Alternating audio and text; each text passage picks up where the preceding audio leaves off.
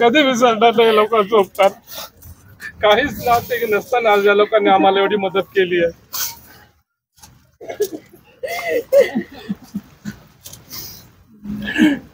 तुमच्या बातम्या लागल्या पण आमच्याकडे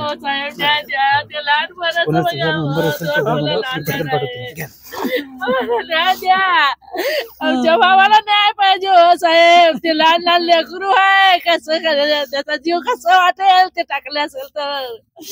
आम्हाला काय नका न्याय पाहिजे बघा. आम्हाला न्याय पाहिजे. मला साहेब न्याय पाहिजे. मुलीला फूस लावून पहिले तर तिला जाळ्यात बसवलं, प्रेमात जाळ्यात, आणि तिला फूस लावून परत तिला हे गर्भ आणि ते गर्भ नंतर तिला माहीत पडल्यानंतर ते गर्भ मिटवण्यासाठी, ते संपवण्यासाठी त्याने तिला परस्पर खोटं सांगून, घरात खोटं सांग, आजीकडे जाते असं सांगायला लावलं. आणि परत तिला सांगून तिला पिंपरीत उतरून घेतलं. आणि पिंपरीत उतरून घेतलं आणि तिला परस्पर गाडीने बसून तिला कळंबोळी ते हॉस्पिटलला नेऊन तिचे परस्पर तिथे त्याने ते गर्भ पाळण्याचा प्रयत्न करतेवेळी त्या माझ्या मुलीचा मृत्यू झालाय.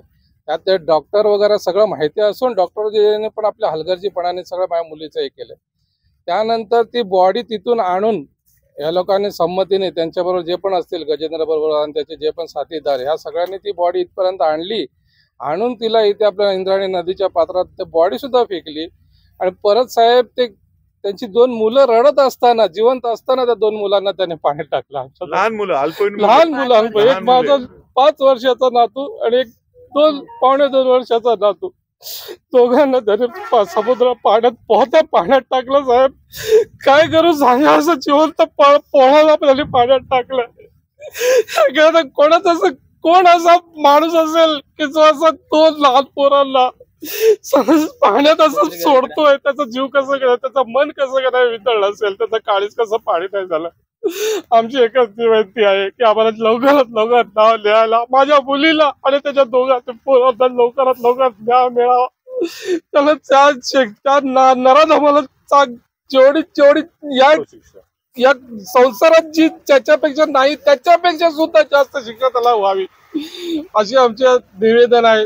आमचं हे थोडं आमचं निवेदन सगळीकडून करून सरकाराला सुद्धा आमचं हेच निवेदन आहे, त्या माणसाला सोडू नका, कसंही कुठल्याही दबावाखाली बळी पडू नका. आमच्या मुलीला आणि तिच्या दोन्ही पोरांना न्याय मिळून द्यावा, आम्हाला न्याय मिळून द्यावा. आम्हाला हीच अपेक्षा आहे. फाशीपेक्षा सुद्धा जास्त काही 100 वेळा त्याला फाशी द्या, हीच आमची अपेक्षा आहे. बघा साहेब, त्याला मोकळं सोडू नका. अशा नराधमाला सोडून उपयोग नाहीये. त्याने आमचं संपूर्ण कुटुंब उद्ध्वस्त करून ठेवलंय. आज त्याचा पण आम्हाला एकच नाही की त्याच्या पण कुटुंबाला, सगळ्या कुटुंबाला शिक्षा व्हावी, आमचे निवेदन आहे. बघा साहेब, अजून काय बोलू शकत नाही.